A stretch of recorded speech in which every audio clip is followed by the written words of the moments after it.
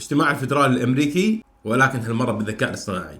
يوم الأربعاء 18/9 هو اجتماع الفدرالي الأمريكي، واللي المفروض يقررون فيه تخفيض الفائدة، وتقريبا كل المحللين مجمعين على أن هذا اليوم راح يتم فيه تخفيض الفائدة، ولكن الآراء منقسمة بالضبط بالنص، بين 50% يعتقد أنه راح تنزل الفائدة ربع بالمية، و50% يعتقدون أنه راح تنزل الفائدة بمقدار نص بالمية، والأسواق قاعد تتغير بناء على هذه المجريات، هل هي نص أو ربع. لكن خلونا اليوم نسأل الذكاء الاصطناعي شات جي بي تي ونقول له شنو رايه في هذه المسألة، وشنو رايه في اجتماع الفدرالي الأمريكي القادم. شات جي بي تي: يوم الأربعاء القادم يوم 18/9/2024 هو اجتماع الفدرالي الأمريكي، والمقرر لتخفيض الفائدة أو تثبيتها. شنو تعتقد اللي راح يصير في هذا الاجتماع، وهل الفائدة راح تنزل أم تثبت، وشنو مصير الاجتماع؟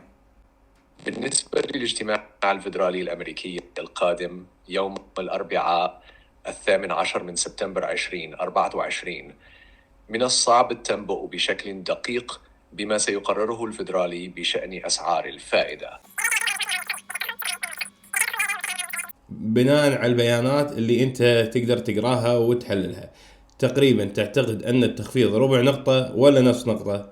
إذا كان هناك تخفيض فإن تخفيض ربع نقطة مئوية هو الخيار الأكثر احتمالا، لأنه يعتبر خطوة حذرة. تخفيض نصف نقطة مئوية يعتبر أكثر جرأة، ويعني أن هناك حاجة ملحة لدعم الاقتصاد، ولكن هذا الخيار قد يكون أقل احتمالا إذا لم تكن هناك أزمة اقتصادية واضحة أو تباطؤ حاد.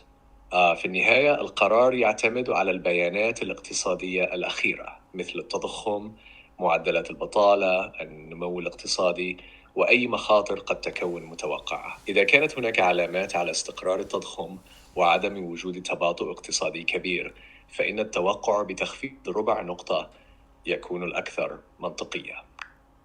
هذا الذكاء الصناعي يتوقع أن التخفيض راح يكون بمقدار ربع نقطة. خلونا نشوف.